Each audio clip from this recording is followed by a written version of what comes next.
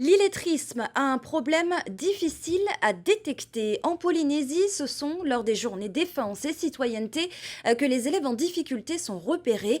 6% d'entre eux sont concernés par la problématique. Pour les aider, plusieurs actions sont déployées. C'est le dossier de la semaine.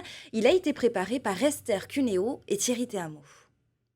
S'ils ont appris à déchiffrer des mots, faute de pratique, ils ont tout oublié. De la pratique, justement, c'est ce qui attend les stagiaires volontaires du RSMA en situation d'illettrisme. Chaque année, ils sont plus de 200 à bénéficier d'un programme de remise à niveau.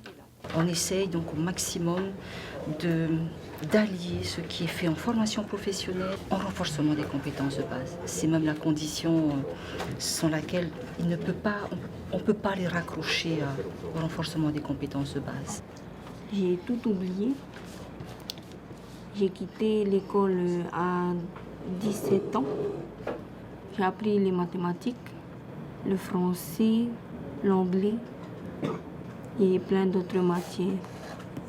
Consignes de sécurité, fiches de salaire ou tickets de caisse, difficile d'envisager une insertion professionnelle sans savoir lire, écrire ou compter.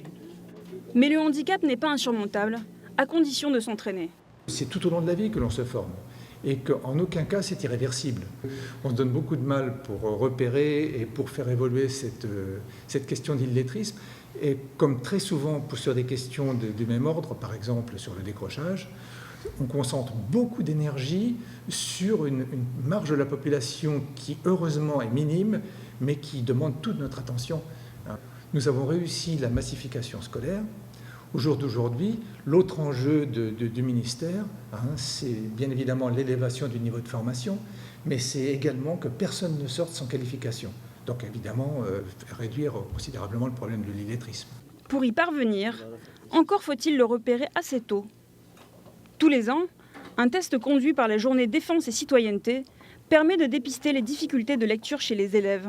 Résultat, 6% d'entre eux sont concernés, contre 5,2% en métropole. Un écart qui diminue grâce à des actions concrètes. C'est le cas de l'opération Boîte à livres. On a signé un protocole entre l'association Polynés Livres, entre le vice-rectorat, entre le ministère de l'Éducation polynésien et le RSMA, qui en fait permet à nos jeunes du RSMA de construire des boîtes à livres, des malles à livres, qui sont mises à disposition des collèges partout en Polynésie et dans lesquels des donateurs vont donner des livres. Objectif, donner accès aux livres et partager le plaisir de lire. C'est vraiment faire rêver aussi à travers nos animations. Lorsqu'on fait une animation, on part de la trace écrite, on part du livre et on bascule dans le monde de l'oral. Donc on raconte, on mime, on joue avec des personnages, on fait vivre, on fait danser, on fait bouger.